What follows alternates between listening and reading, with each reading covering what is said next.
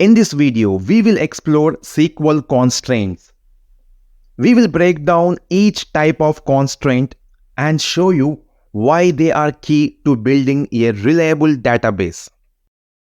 In this example, we have two tables, employees table and the departments table. In the employees table, we have a columns, employee ID, name, employee number, age, is active and department ID.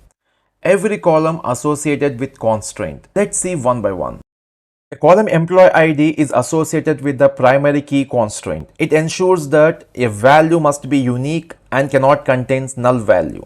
If I insert 3, then 3 is a unique and it's not null. But I cannot able to insert 2 or I cannot able to insert null because a primary key constraint, it ensures that a value must be unique and it should be a not null. A column name associated with not null constraint.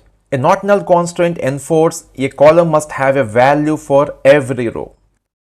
Employee number is associated with unique constraint. A unique constraint enforces that a value must be unique in a column employee number 102.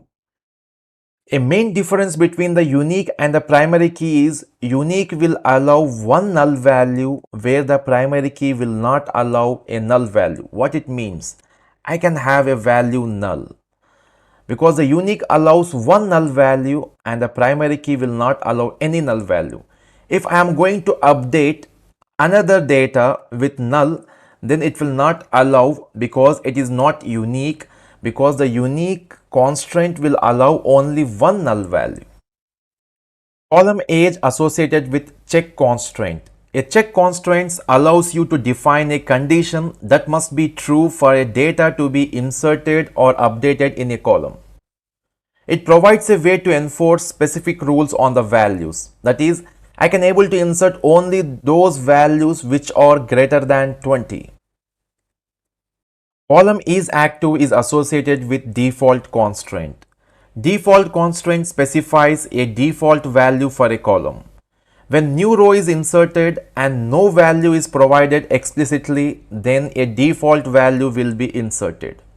Department ID column associated with foreign key constraint. Foreign key constraint establishes a relationship between the two tables based on the values of a column. It ensures that values in the foreign key column of one table matches the primary key value of another table. So a department ID column must have a value that should be matches with a primary key value of the table departments. I hope that this example helps you to understand the concept of constraint.